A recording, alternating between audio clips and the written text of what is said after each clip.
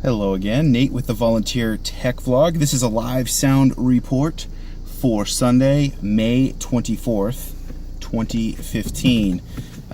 First things first, very encouraging to see some new faces up there. Welcome to the ministry team, to Emma and Mary. They joined us from the vocal perspective there, singing along with the worship team. So some new faces that are just starting to come into the rotation.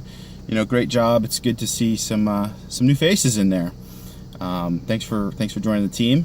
And the next thing was CD playback with enhanced dynamics. Okay, so this was a request I got, and it was we're just playing back a CD. It was a CD by the band or the vocal ensemble Glad. It was called In the First Light, and pastor wanted me to play that back, but at certain points in the song. So he gave me this sheet here. It's not really a score; it's just a lyric sheet with certain lyrics highlighted. He wanted me to incrementally adjust the dynamics. So I did a video about what dynamic range is. You can go back and watch what is dynamic range. I'll put in a little a link to that video, or a card for that video, and basically that explains what dynamic range is. So this was basically increasing the high end of the range, if you will, or basically turning it up, to put it in layman's terms. So at different points I kept creeping it up because he really wanted it to have a bigger impact. So that was, I guess, what I'm calling enhanced dynamics, if you will. And of course, when I got some feedback afterwards that it was too loud, and so that's always an interesting thing because he wanted it to be that loud. And you know, as a sound person, you have to kind of be the gatekeeper of how loud too loud is, and use your best judgment. And so anyway, I thought it went pretty well. The next thing, so I had a big boo-boo this morning. Luckily, nobody knew about it, except for like one or two people. But I had a big mess up, so I'll just suffice to say this. A tip for using software audio console: make sure you save and update your mix very often. I usually am very good at this. For some reason today, I had thought that I saved and updated because I was in such a habit of doing that historically. However, I restarted the software for the second service and quickly realized I didn't save any of my settings. So all that work, I just did a video about how it's good to show up, and show up early so you can work things out. Well, hey, even if you show up early, if you can still do a boneheaded thing and delete your mix.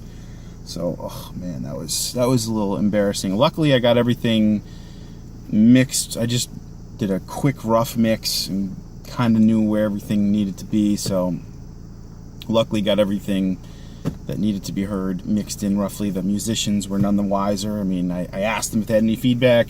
Second service, they said no, everything was good. So kind of pulled a miracle out of my hat there, trying to get the mix back. But man, it was like 10:41 and the service starts at 10:45, and geez, I had like 4 minutes to put everything back. So anyway, there's Kent. He was doing worship this morning.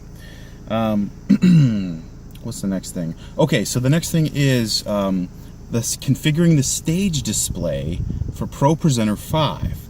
So you've got your main output that gets sent up to the big screen, or in our case, we've got a distribution amp that splits that off. So our main feed goes actually to three places. It goes to the left sanctuary display, the right sanctuary display, and then an overflow display. And that's the main output for video. Then there's a secondary output, which we're using as a stage display, or we call it a confidence monitor. But since it's called stage display in ProPresenter 5, we're going to start using the terms stage display just to keep everything consistent with the software. And so the stage display is a special video mix, if you will, that only the people up on stage can see. So you can put extra notes in there, you can have a clock in there, you can have countdowns, all kinds of special things. And so we got some feedback because the pastor really wants to see the clock so he knows how much time he has. But the musicians really want to see text so they can read along and not have to look down at their music stands, but actually look out into into the congregation when they're singing. So we've got kind of two criteria here. They're pretty basic. You can get into real lot of detail with configuring these things, but basically I just went and created 4 basic presets, if you will. Now in ProPresenter 5, they're not called presets, they're called layouts. So the stage, there's different stage display layouts that you can create. And to do that, this is not really an in-depth like tutorial, but just real quick, to do that, there's 2 ways you can adjust that. So you can go to preferences, and then click on display, and then click on configure stage display. Now you can get to those same options by also clicking on window, going to stage display, and going to managed layout.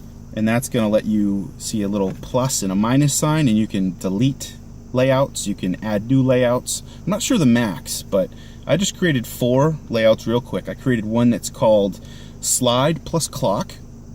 Pretty intuitive. If a volunteer or somebody new is going to be switching these things, they want to make sure the person can see the slide plus the clock. I've got one that's clock only. I mean, it just says clock. It doesn't say clock only. It just says clock, which is just a big old clock for the pastor. And I got one that just says text, and that's just no slides, no backgrounds, no foregrounds, no clocks or anything. It's just raw text, white on a black background. And then I've got a 4th one, which is a special message. Now you can make the special messages appear across all these layouts, or you can change the layout and just have one big gigantic neon green special message. If you want, you can make it flash. You can do all kinds of funny things with it. So anyway, that's the live sound report for Sunday, May 24th, 2015. Thank you for watching this video. Thank you for subscribing. I hope you found it helpful, and I will see you in the next edition of the Volunteer Tech Vlog.